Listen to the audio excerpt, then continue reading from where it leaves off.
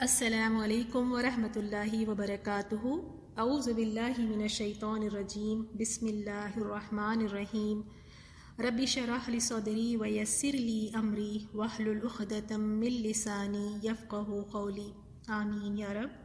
سورۃ المجادلہ آیت نمبر 8 سے دیکھتے ہیں، اور آج کی آیات میں یہودیوں اور منافقین کی شرارتوں کا بیان ہے۔ آپ کیا لم نہیں ترا آپ نے دیکھا، الی الذین ان لوگوں کی طرف جو نہوا روکے گئے تھے، ان النجوا سرگوشی کرنے سے، نجوا سے، ثم پھر یعودون وہ لوٹتے ہیں، لما اس چیز کی طرف کے نہوا وہ روکے گئے تھے، انہو اس سے۔ تو یہاں پر اللہ تعالیٰ نے فرمایا، کیا آپ نے ان لوگوں کو نہیں دیکھا جن کو سرگوشیاں کرنے سے منع کیا گیا تھا، پھر جس کام سے منع کیا گیا تھا وہی کرنے لگے۔ اس آیت میں مدینے کے یہودی اور منافقین سے مراد ہے۔ یہ اس طرح کرتے تھے کہ جب بھی ان کے پاس سے کوئی مسلمان گزرتا تو یہ کیا کرتے، آپس میں ایک دوسرے کے ساتھ مل کے بیٹھتے اور سر جوڑ کر اس طرح سے سرگوشیاں کرتے، آہستہ آہستہ باتیں کرتے، کانا پھوسی کرتے۔ جو مسلمان اس وقت وہاں پہ گزر رہا ہوتا انہیں دیکھ کر یہ خیال ہوتا کہ شاید کہیں یہ میرے خلاف تو باتیں نہیں کر رہے، کہیں یہ کوئی سازش تو نہیں کر رہے، یا اسے لگتا کہ کیا کوئی مسلمان کے لشکر جو جہاد پہ گئے ہیں کیا کوئی حملہ کرنے والے ہیں، یا قتل ہو گئے ہیں، یا دشمن حملہ کرنے والا ہے جس کی خبر شاید ان کو مل گئی ہے، تو یہ بیٹھ کے سرگوشیاں کر رہے ہیں، کانا پھوسی کر رہے ہیں۔ اور مسلمان کو ان کی اس سرگوشیوں سے بڑا خوف ہوتا، وہ ڈر بھی جاتے تھے، پریشان بھی ہوتے تھے۔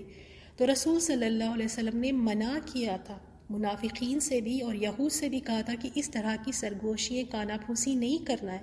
تو کچھ عرصے تک تو وہ رکے رہے، پھر دوبارہ انہوں نے اسی طرح کا شروع کر دیا کہ جب بھی کوئی مسلمان کو دیکھتے تو اشارے کرتے اور چپکے چپکے ایسی باتیں کرتے۔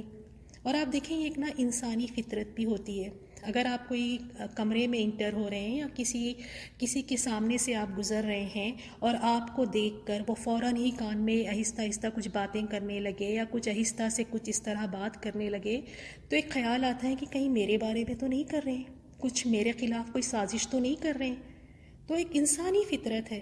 تو یہ اس طرح کی حرکتیں منافق اور یہود کیا کرتے تھے، منع کرنے کے باوجود بھی، جس پر اللہ تعالیٰ نے پھر یہ آیت نازل فرمائی، کیا آپ نے ان لوگوں کو نہیں دیکھا جن کو سرگوشیاں کرنے سے منع کیا گیا تھا، پھر جس کام سے منع کیا گیا تھا وہی کام وہ دوبارہ کرنے لگے۔ اور ان کی سرگوشیاں کس طرح سے ہوتی تھیں، وَيَتَنَاجَوْنَ وہ سرگوشیاں کرتے، وہ نجوا کرتے تھے، بِالْإِثْمِ گناہ کی، وَالْعُدْوَانِ اور زیادتی یعنی ظلم کی، وَمَعْصِيَتِ الرَّسُولِ اور نافرمانی رسول کی۔ یہ ان کی سرگوشیوں میں کیا ہوتا تھا، گناہ کی باتیں ہوتی تھیں، اور جب بھی یہ سرگوشیاں کرتے تو گناہ، اور دوسرا ظلم، دوسروں کے ساتھ ظلم کرنا، ان کی سرگوشیاں اس طرح کی ہوتی، اور رسول صلی اللہ علیہ وسلم کی نافرمانی اور مخالفت میں بھی، اور اس کے اوپر وہ اصرار کر کے اڑے رہتے تھے، اور ایک دوسرے کو بھی اسی کی وصیت کرتے تھے کہ نافرمانی کرنی ہے۔ تو ان کے جو باتیں نجوا ہوتی تھی یہی 3 چیزوں پر، گناہ اور زیادتی اور ظلم، اور رسول صلی اللہ علیہ وسلم کی مخالفت پر۔ یعنی ان کی سرگوشیوں میں کیا ہوتا، کسی کی غیبت کرنا، یا کسی کی الزام تراشی کرنا، یا بیہودہ گوئی کرنا، یا دوسروں کو رسول صلی اللہ علیہ وسلم کی نافرمانی کرنے پر اکسانا، سازشیں کرنا۔ تو ان کی نجوا اس طرح کی ہوتی۔ اور دوسرا ان کا کیا رویہ تھا، وَإِذَا اور جب جاؤوکَ وہ آتے ہیں آپ کے پاس، یعنی جب وہ رسول صلی اللہ علیہ وسلم کے پاس آتے ہیں، حَيَّوْکَ وہ دعا دیتے ہیں، یعنی وہ سلام کہتے ہیں آپ کو، بما اس کلیمے کے ساتھ، لم نہیں، یحییکا دعا دی آپ کو، بہی اس کے ساتھ، اللہ نے۔ تو جب آپ کے پاس آتے ہیں تو جس کلیمے سے اللہ نے آپ کو دعا نہیں دی اس سے آپ کو دعا دیتے ہیں۔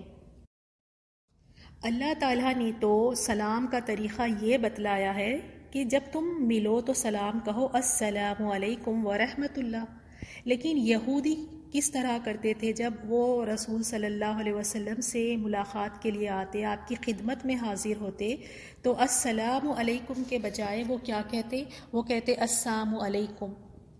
حضرت عائشہ رضی اللہ تعالیٰ عنہ روایت کرتی ہیں کہ یہودی رسول صلی اللہ علیہ وسلم کے پاس آئے اور انہوں نے کہا السلام علیک یا ابو القاسم، کہا اے ابو القاسم آپ پر موت ہو، نعوذ باللہ۔ حضرت عائشہ رضی اللہ تعالیٰ عنہ نے انہیں جواب دیتے ہوئے کہا وعلیکم السلام ولعنہ، تم پر بھی موت ہو اور لعنت بھی۔ تو اس پر رسول صلی اللہ علیہ وسلم نے فرمایا اے عائشہ، اللہ تعالیٰ برائی اور بے حیائی کو پسند نہیں فرماتا۔ میں نے عرض کی اے اللہ کے رسول صلی اللہ علیہ وسلم، کیا آپ نے ان سے نہیں سنا کہ وہ کہتے ہیں السلام علیکہ، آپ پر موت واقع ہو؟ تو رسول صلی اللہ علیہ وسلم نے فرمایا تم نے نہیں سنا کہ میں نے انہیں کیا جواب دیا؟ میں نے انہیں وعلیکم کہہ دیا تھا۔ یعنی اس موقع پر پھر اللہ تعالیٰ نے اس آیت کو نازل فرمایا۔ یہ آیت اللہ تعالیٰ اس وقت نازل فرمائے۔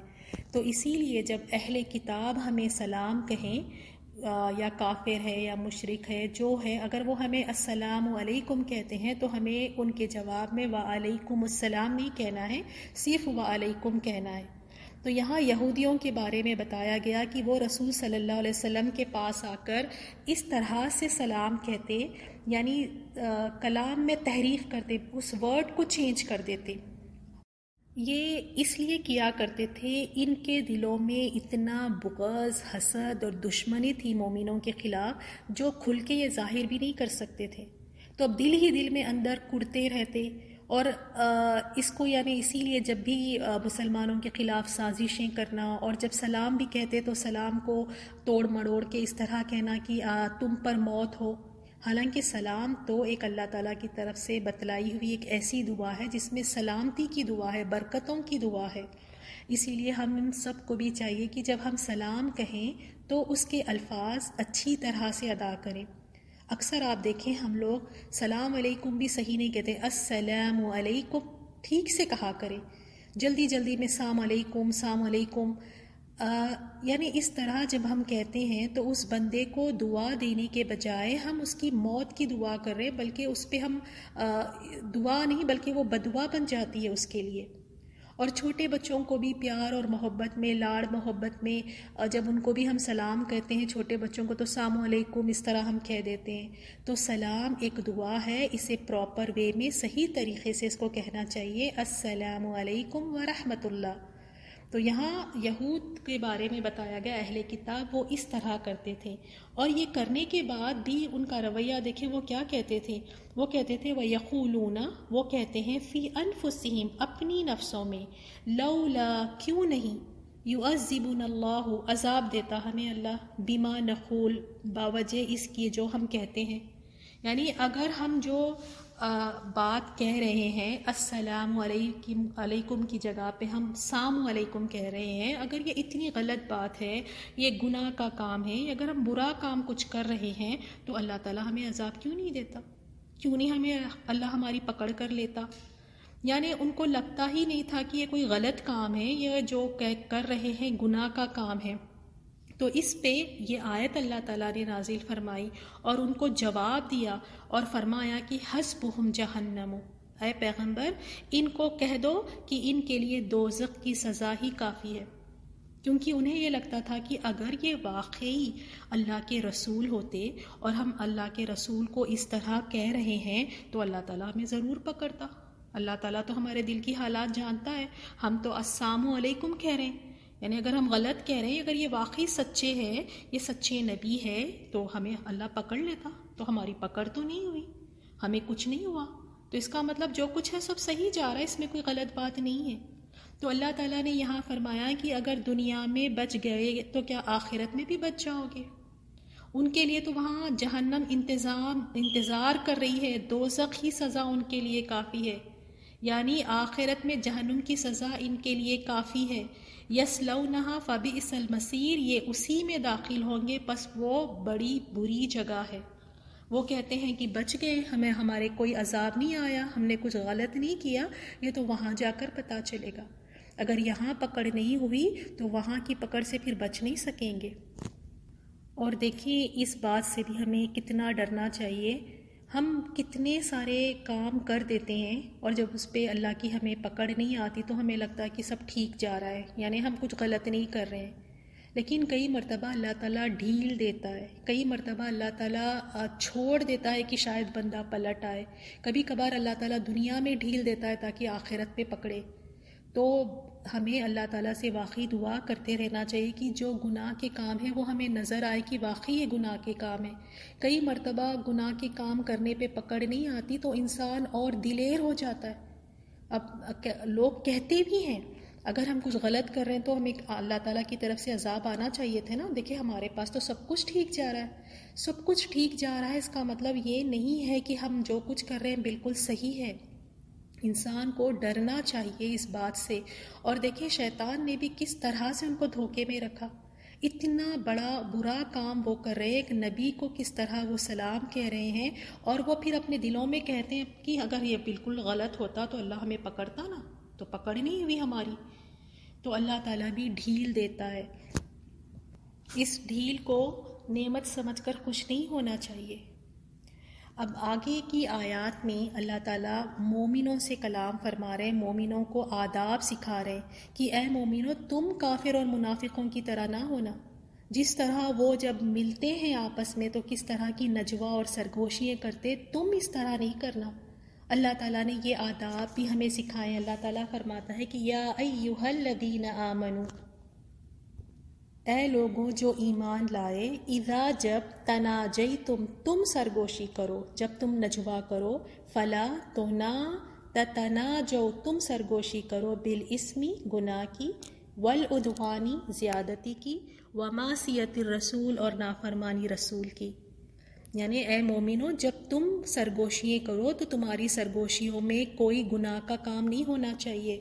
اس میں کوئی غیبت، کسی پہ کوئی تہمت لگانا، کسی کے خلاف کوئی سازشیں کرنا، کسی کے اوپر بہتان لگانا، تمہاری سرگوشیاں اس طرح نہیں ہونی چاہیے. اور نہ ہی عدوان کی کہ کسی کے ساتھ زیادتی کر رہے ہو، کسی پہ ظلم ہو رہا ہے، اس کی سرگوشیاں نہ کرو تم. اور نہ ہی نافرمانی رسول کرو تم. وَتَنَاجَوْا اور تم سرگوشی کرو، بِالْبِرِّ وَالتَّقْوَىٰ. اب تم اگر سرگوشی کرنا چاہتے ہو تو تمہاری سرگوشیاں اے ایمان والو کس طرح ہونی چاہیے؟ نیکی کی اور تقویٰ کی. وَاتَّقُوا اللَّهَ اور تم ڈرو اللہ سے، الَّذِي وہ کہ الیہ اسی کی طرف تحشرون تم اکٹھے کیے جاؤ گے. تو یہاں مومنوں کو آداب سکھائے گئے کہ جب تم آپس میں سرگوشیاں کرنے لگو، گناہ اور زیادتی اور پیغمبر کی نافرمانی کی باتیں نہ کرنا جس طرح کفار کیا کرتے تھے، جس طرح منافقین اور یہود اور اہل کتاب کیا کرتے تھے. تمہاری سرگوشیوں میں تو نیکی کی بات ہونی چاہیے، تمہاری سرگوشیوں میں تو اللہ کا تقویٰ ہونا چاہیے. اور اس آیت میں ڈرایا بھی گیا ہے تو کس چیز سے ڈرایا گیا ہے؟ کہ اس چیز سے بے خبر نہیں ہونا کہ تم اللہ تعالیٰ سے ڈرو. تمہیں کیا کیا جائے گا؟ تمہیں اکٹھا کیا جائے گا، تمہیں جمع کیا جائے گا. یہاں سرگوشی کر لو گے، یہاں چھوٹ جاؤ گے، یہاں بچ جاؤ گے، لیکن یاد رکھنا تمہیں جمع کیا جائے گا، تم سے سوال کیا جائے گا، تمہاری سرگوشیوں کا بھی سوال تم سے پوچھا جائے گا. تو اس آیت سے ہمیں پتہ چلا کہ یہ سرگوشیوں کی خصلت یہودیوں اور منافقین کی خصلت تھی. اللہ تعالیٰ ہمیں محفوظ رکھیں. اور یہ سرگوشیوں کے بارے میں مزید اللہ تعالیٰ نے فرمایا کہ یہ سرگوشیاں ہوتی کس وجہ سے ہیں. انما النجوى، اس سرگوشی تو یعنی یہ جو سرگوشی ہوتی ہے بری سرگوشی، ایک تو ہوتی ہے دیکھیں سرگوشی اچھی جس میں نیکی کی بات ہو، تقوی کی بات ہو. ایک بری سرگوشی من الشیطان، شیطان کی طرف سے ہے. اور کیوں یہ کرتا ہے شیطان؟ لیحزن الذین آمنوا، تاکہ وہ غم زدہ کرے ان لوگوں کو جو ایمان لائے. وہ سرگوشیاں کرواتا ہے، یہودیے کر رہے تھے، منافقین کر رہے تھے. کس وجہ سے؟ تاکہ مومن اس سے غم زدہ ہو. شیطان ان سے کروا رہا تھا.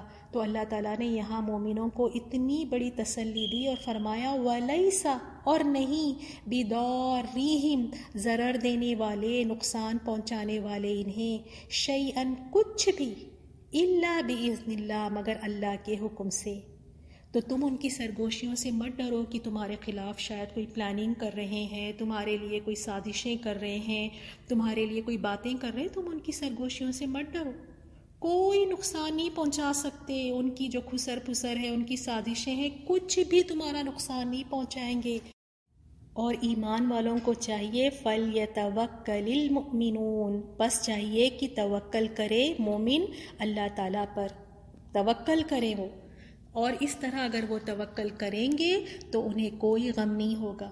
تو وہ کرتے ہی اسی وجہ سے تھے سرگوشیاں کہ مومن اس سے غمناک ہو، مومنوں کو یہ باتیں بری لگیں، وہ پریشان ہو، حالانکہ وہ کوئی نقصان نہیں پہنچا سکتے.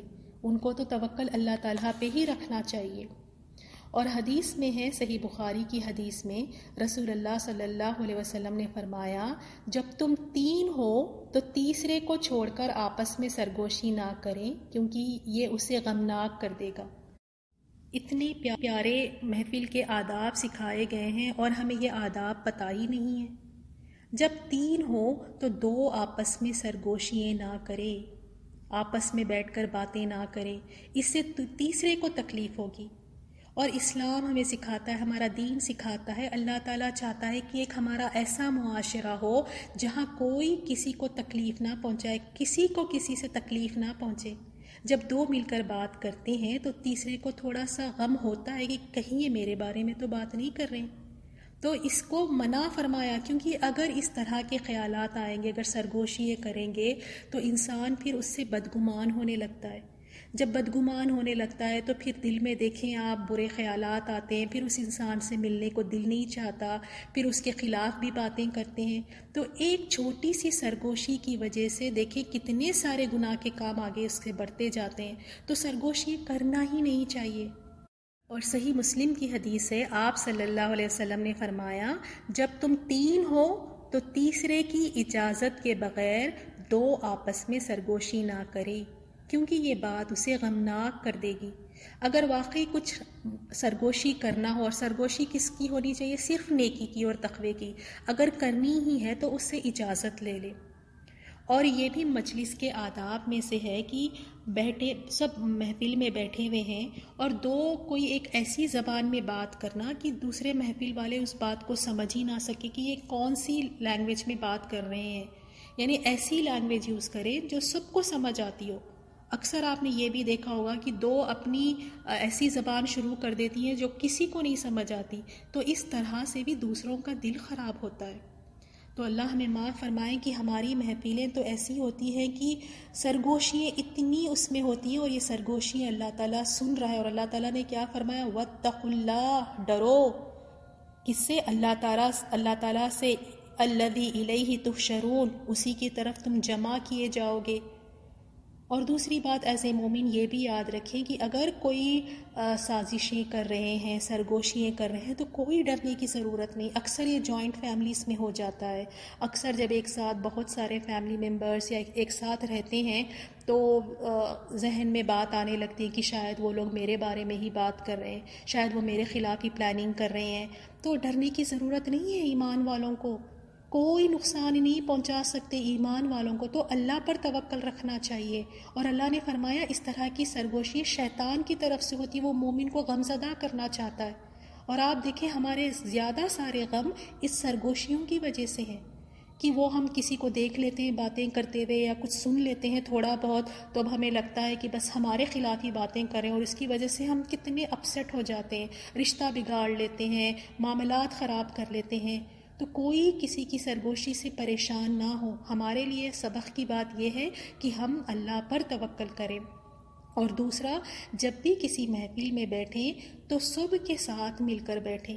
کچھ لوگ محفل میں ایسے ہوتے 1-2 جڑ کے بیٹھ جائیں گی اور آپس میں آہستہ آہستہ اس طرح باتیں کریں گی کہ دوسرے والوں کو، دوسرے جو دیکھ رہے ہیں ان کو لگتا ہے کہ شاید کہیں ہمارے بارے میں ہی تو بات نہیں کر رہے.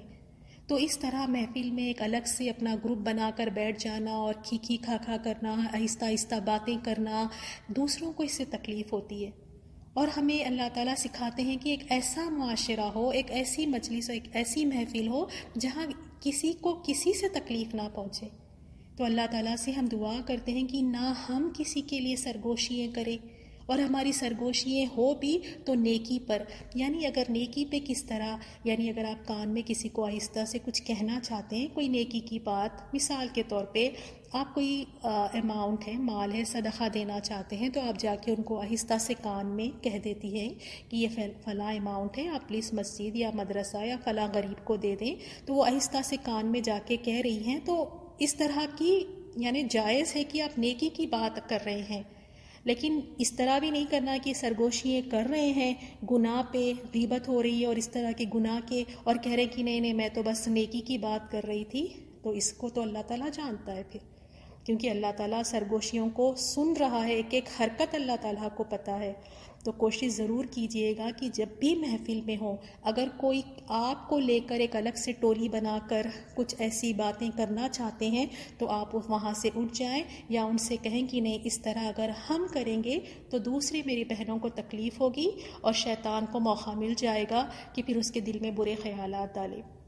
اللہ تعالیٰ ہمیں توفیق دے کہ ہم صحیح طریقے سے، اچھے طریقے سے ہم دین کے بتائے ہوئے تعلیمات کو سیکھیں، آداب اور اخلاق کو سیکھیں، تاکہ ہم ایک بہترین مومن بن سکیں۔ اللہ تعالیٰ نے اپنے بندوں کو ادب سکھاتے ہوئے فرمایا کہ وہ مجلسوں میں ایک دوسرے سے حسن سلوک سے پیش آئیں۔ ان کی مجلسیں بھی بہت خوبصورت ہوتی ہے، ان کی مجلسوں میں بھی محبت نظر آتی ہے، تو ایک دوسرے کے ساتھ حسن سلوک سے پیش آنا ہے۔ یا ایھا الذین آمنو، اے لوگو جو ایمان لائے ہو، تو اللہ تعالیٰ کا ایک حکم آ رہا ہے اس تمام ایمان والوں کے لیے۔ اللہ تعالیٰ ہمیں توفیق دے کہ جو ہم سن رہے ہیں آج اس پہ عمل کرنے والے بھی بنے، آمین یا رب۔ تو اے لوگو جو ایمان لائے ہو، اذا جب قیلا کہا جائے، لکم تم سے، تفسحوا تم کشادگی کرو، فی المجالس مجلسوں میں، فافسحوا تو تم کشادگی کرو۔ تو اللہ تعالیٰ نے یہاں پہ حکم دیا ہے کہ مجلسوں میں کشادگی پیدا کرو، یعنی ہر مجلس جس میں مسلمان خیر اور اجر کے حصول کے لیے جمع ہوتے ہیں، جیسے وعظ و نصیحت کی مجلس ہے یا جمعے کی مجلس ہے یا کوئی اور مجلس ہے، تو اس مجلس میں کھل کر بیٹھو۔ کھل کر بیٹھو مطلب یہ کہ مجلس کا دائرہ وسیع رکھو تاکہ بعد میں آنے والوں کے لیے بیٹھنے کی جگہ رہے، اور فرمایا دائرہ تنگ مت رکھو کہ بعد میں آنے والے کو کھڑا رہنا پڑے یا کسی بیٹھے ہوئے کو اٹھا کر اس کی جگہ پر بیٹھنا، یہ بھی درست نہیں ہے۔ اور یہ عمل اتنا چھوٹا سا ہے کہ ایک مومن کے لیے مجلس میں جگہ بنا دیتے ہیں، اس کو بیٹھنے کے لیے جگہ بناتے ہیں، تو اس پہ اللہ تعالیٰ کیا اجر عطا فرمائیں گے؟ یفسح اللہ لکم، اللہ تم کو کشادگی بخشے گا۔ یعنی کہاں پر اللہ تعالیٰ کشادگی بخشے گا؟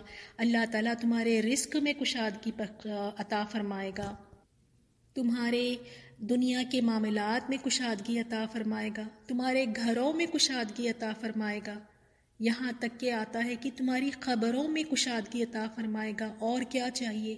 خبر اس کی کشادہ ہو جائے گی۔ اللہ تعالیٰ جنت میں کشادگی عطا فرمائے گا، آخرت میں وسعت عطا فرمائے گا، یعنی اللہ تعالیٰ ہر جگہ تمہیں فراخی عطا فرمائے گا، کشادگی عطا فرمائے گا۔ اور عمل کتنا چھوٹا سا ہے، اور یہ عمل سے ہم کتنے لا علم ہیں، ہمیں پتہ ہی نہیں اس کا اجر، اور اسی وجہ سے اتنے بڑے اجر سے محروم ہو جاتے ہیں۔ اور ہماری مجالس اس طرح ہوتی ہے کہ اگر ہم بیٹھیں گے مجلسوں میں تو اس طرح پھیل کر بیٹھتے ہیں، اپنے پسندیدہ لوگوں کے لیے، اپنے لوگ آ کر ساتھ میں بیٹھیں ان کے لیے جگہ بنا کر رکھتے ہیں، اس جگہ پر اپنا پرس بھی رکھ دیں گے، تھوڑا چوڑا ہو کر بھی بیٹھ جائیں گے، یا کوئی چیز وہاں پہ رکھ لیں گے، یا نہیں تو اپنے بچے کو بٹھا دیتے ہیں کہ فلاں میری دوست آنی ہے تو وہ یہاں بیٹھے گی، یا میری بہن آ کر بیٹھے گی، یا میرے اپنے پسندیدہ لوگ وہاں پر بیٹھیں گے، اور دوسری بیچاری کھڑی کی کھڑی رہ جاتی ہیں، لیکن اتنا دل نہیں ہوتا ہے کہ تھوڑا سا سمٹ کر بیٹھ کے اس کو جگہ دے دیں۔ اور یہ بھی دیکھیں دل کو خراب کرنے والی باتیں ہیں، مجلس میں جب اس طرح کا کوئی رویہ رکھتے ہیں تو اس سے بھی دل خراب ہوتے ہیں۔ تو ایک مومنوں کی مجلس کس طرح ہونی چاہیے؟ ایک دوسرے کے لیے ان میں محبت نظر آنی چاہیے۔ اگر دیکھیں مجلس میں کوئی آ رہے، جگہ نہیں ہے، تو تھوڑا سا سمٹ جائیں، تھوڑا سا سمٹ کر ان کو جگہ دیں، یہ بھی دل کی تنگی کی نشانی ہے کہ لوگوں کو جگہ تک نہیں دیتے، اور دیتے بھی ہیں تو صرف کسے؟ جسے ہم جانتے ہیں، جو ہمارے پیارے ہیں، اور وہ جو دوسرا مومن کھڑا ہے، کیا اس سے کوئی رشتہ نہیں ہے؟ کیا اس کے لیے کوئی جذبات، کوئی اس کا احترام، کوئی اس کے لیے احساسات نہیں ہے؟ تو اس کے لیے بھی کشادگی پیدا کریں، اور اجر دیکھیں کہ اللہ تعالیٰ تمام جگہوں پہ، ہر جگہ اللہ تعالیٰ کشادگی عطا فرماتا ہے۔ اور یہ اتنا چھوٹا سا عمل ہے اور اتنا بڑا اجر، کیونکہ اللہ تعالیٰ جزا اس کا اجر عمل کے مطابق دیتا ہے۔ جیسے دوسری حدیث میں ہے، آپ رسول اللہ صلی اللہ علیہ وسلم نے فرمایا، جو شخص اللہ کے لیے مسجد بنائے، یعنی اللہ تعالیٰ کی خوشنودی حاصل کرنے کے لیے، تو اللہ تعالیٰ اس کے لیے جنت میں گھر بنائے گا۔ صحیح بخاری کی حدیث ہے، یعنی یہاں اس نے اللہ کے لیے گھر بنایا تو اللہ تعالیٰ جنت میں اس کے لیے گھر بناتا ہے، یعنی جیسا اس کا عمل تھا جزا بھی اس کے مطابق عطا کی گئی۔ اور دوسری حدیث میں ہے، اور یہ حدیث تو مجھے بہت ہی زیادہ پسند ہے، جس نے کسی تنگ دست کے لیے آسانی کی، کوئی مشکل میں اگر اس کے لیے ہم آسانی کر دیتے ہیں تو اللہ تعالیٰ دنیا اور آخرت میں اس کے لیے آسانی فرمائے گا۔ اور ہم چاہتے ہیں ہمارے تمام معاملات میں آسانی ہو جائے، اور اللہ سے ہم دعا بھی کرتے ہیں کہ یا اللہ فلاں کام بڑا مشکل ہے، اللہ اس کو آسان کر دے۔ اگر ہم چاہتے ہیں ہمارے سارے کام آسان ہو جائے، چاہے وہ جاب کو لے کر ہے، بچوں کے رشتوں کو لے کر ہے، یا کوئی اور چیز کو لے کر اگر ہم چاہتے ہیں کہ ہمارے معاملات آسان ہو جائیں، تو ہمیں بھی پھر چاہیے کہ لوگوں کے ساتھ ہم آسانی کریں، کسی تنگ دست کو اس کو ہیلپ کریں، اس کو کسی مشکل سے نکالیں، کسی کے لیے آسانی کر دیں۔ اور الحمدللہ گھر میں ہم ایک ساتھ جوائنٹ فیملی میں رہتے ہیں، ننند بھاوج ہے، ساس بہو ہے، تو کوشش کریں کہ اللہ کی رضا کے لیے ایک دوسرے کے لیے آسانی کریں۔ اس سے کیا ہوگا کہ اللہ تعالیٰ پھر ہمارے لیے دنیا اور آخرت میں آسانی فرمائے گا۔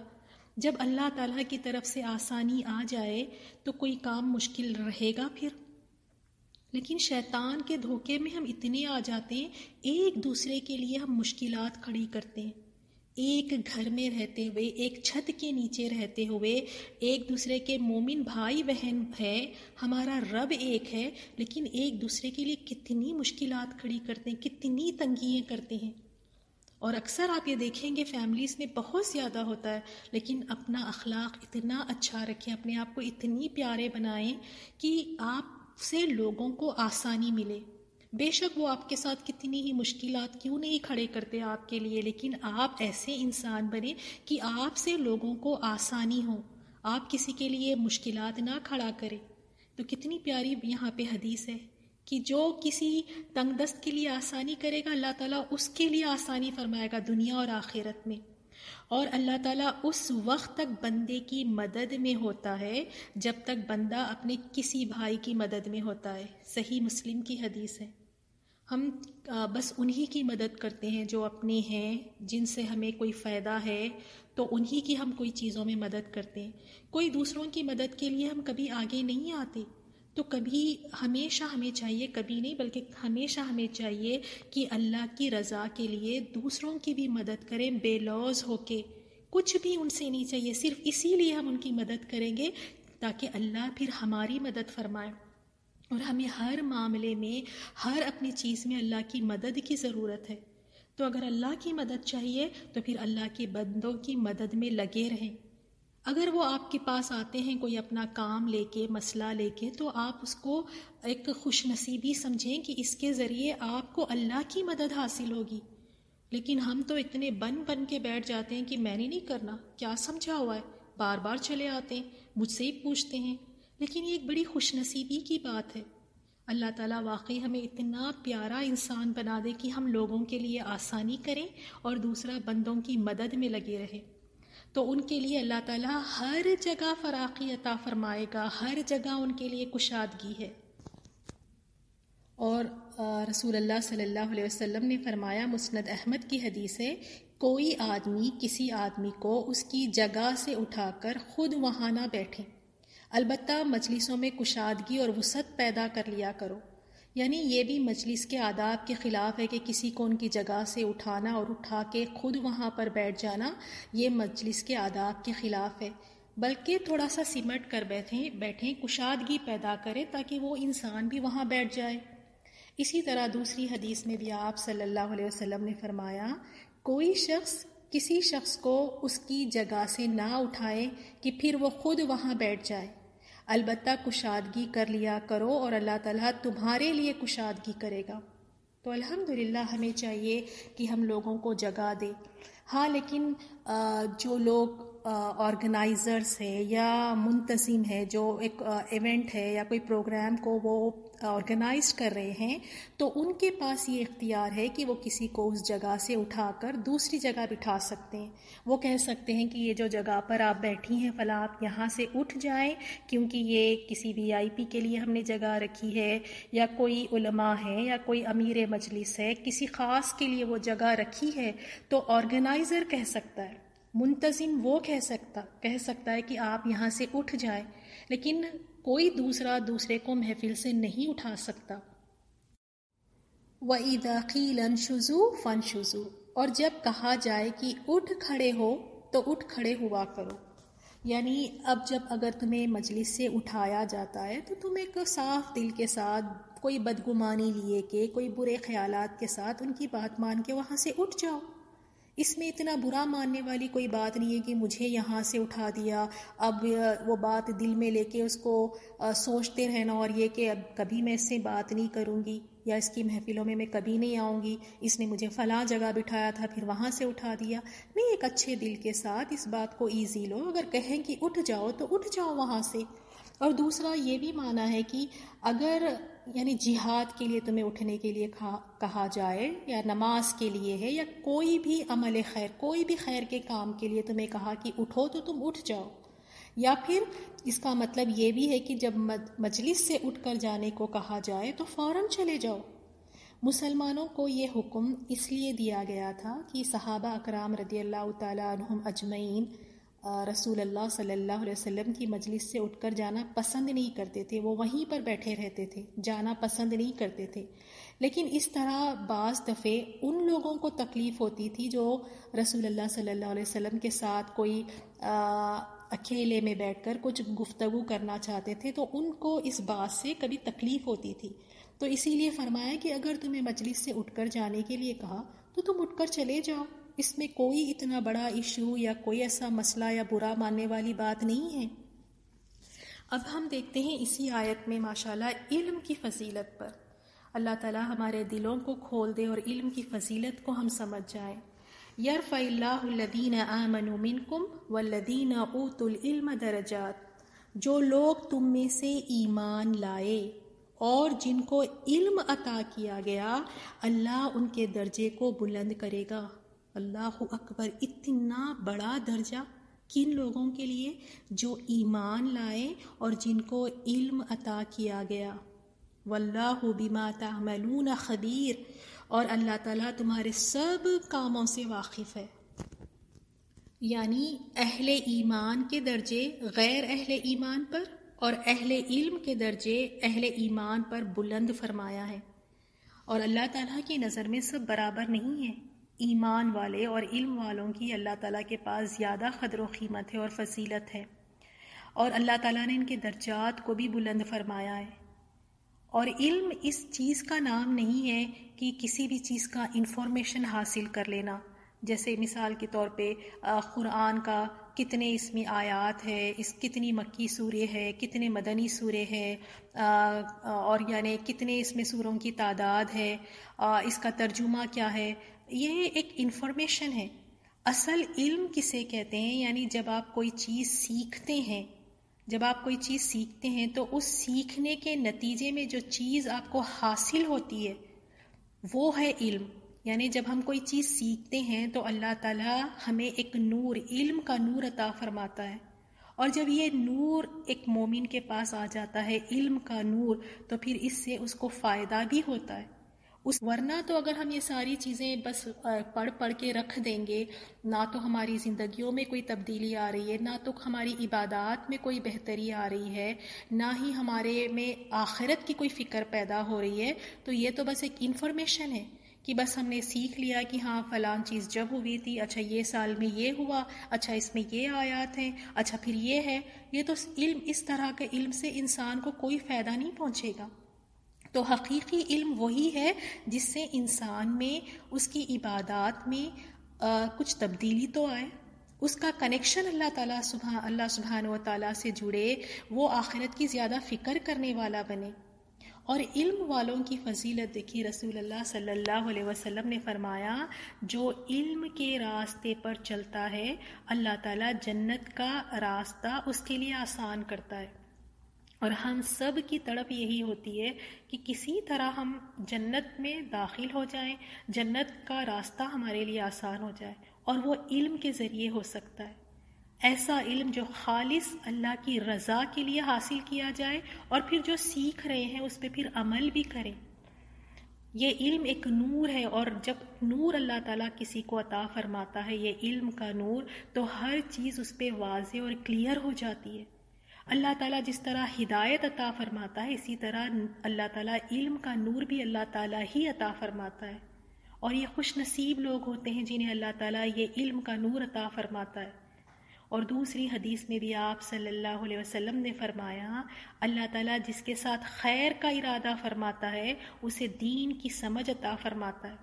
پھر اسے حلال اور حرام کی تمیز پتہ چلتی ہے، پھر اسے پتہ چلتا ہے کہ کیا جائز ہے کیا ناجائز ہے، اسے پھر ہر چیز کلیئرلی نظر آتی ہے. اور طالب علم کے لیے ان کے درجات اتنے بلند ہیں، فرشتے ان کے لیے اپنے پر بچھا دیتے ہیں. اور جتنی مخلوق آسمان اور زمین میں ہیں، چینٹیاں اپنے بلوں میں اور مچھلی پانی میں، سب طالب علم کے لیے دعا کرتے رہتے ہیں. اتنی بڑی فضیلت الحمدللہ. اور اللہ تعالیٰ نے یہ موقع ہم سب کو دیا ہے کہ ہم گھر بیٹھے الحمدللہ قرآن کا علم حاصل کر رہے ہیں. اور آپ سب بھی اس بات کی گواہ ہے کہ جب سے آپ یہ قرآن کی تعلیمات لے رہے ہیں، یہ علم آپ سیکھ رہے ہیں، آپ نے خود ایک نور اپنے آپ میں محسوس کیا ہوگا. اپنی زندگی میں تبدیلی، اپنے اخلاق میں، اپنے ایمان میں اضافہ آپ نے دیکھا ہوگا. عبادتیں کافی بہتر ہو جاتی ہیں. جب انسان علم حاصل کرتا ہے تو خدا خوفی زیادہ بڑھ جاتی ہے. تو طالب علم کی بہت بڑی فضیلت ہے. اللہ تعالیٰ ہمیں مرتے دم تک طالب علم رکھے. میری پیاری بہنوں، کبھی علم سیکھنے سے، علم لینے سے نہ سستی نہ دکھائیں، مجبوری میں نہ لیں. یہ ایک بہت بڑی نعمت ہے. یہ اللہ صرف اپنے پسندیدہ اور چہیتے بندوں کو عطا فرماتا ہے. اور اگر ہم اس کی قدر نہیں کریں گے تو اللہ تعالیٰ یہ نعمت ہم سے چھین لے گا، اور کوئی اور اللہ تعالیٰ کسی اور کو یہ نعمت عطا فرما دے گا. تو ڈرتے رہیں، اللہ کا شکر ادا کرتے رہیں، اللہ تعالیٰ سے مانگتے رہیں کہ یا اللہ مجھے طالب علم بنائے رکھے، یا اللہ مجھے علم کا شوق عطا کر. مسنون دعاؤں میں جو دعا سکھائی گئی ہے یہ بھی پڑھا کریں. رسول اللہ صلی اللہ علیہ وسلم فجر کی نماز کے بعد اس دعا کو پڑھا کرتے تھے. اللہم انی اسألک علما نافعا ورزقا طیبا وعملا متقبلا. اے اللہ میں تجھ سے نفع دینے والا علم اور پاکیزہ رزق اور قبول کیے گئے عمل کا سوال کرتا ہوں. اسے ابن ماجہ نے روایت کیا ہے. اسی طرح علم کے لیے قرآن میں بھی ہمیں دعا سکھائی گئی ہے. سورہ طٰہٰ آیت نمبر 114 میں رب زدنی علما، اے میرے رب میرے علم میں اضافہ فرما. علم کی بہت بڑی فضیلت ہے. آپ صلی اللہ علیہ وسلم نے فرمایا عالم کی فضیلت عابد پر ایسی ہے جیسے میری فضیلت تم میں سے ادنا پر ہے. عالم وہ ہوتا ہے جس کے پاس کتاب و سنت کا علم ہے اور پھر وہ اس پر عمل کرتا ہے، اور عابد وہ ہے جو عبادت گزار ہے. تو عالم کی بہت ہی زیادہ فضیلت ہے. آپ صلی اللہ علیہ وسلم نے دوسری حدیث میں بھی فرمایا عالم کی فضیلت عابد پر ایسی ہے جیسے 14ویں چاند کی فضیلت ستاروں پر. یعنی کہاں چاند اور کہاں ستارے.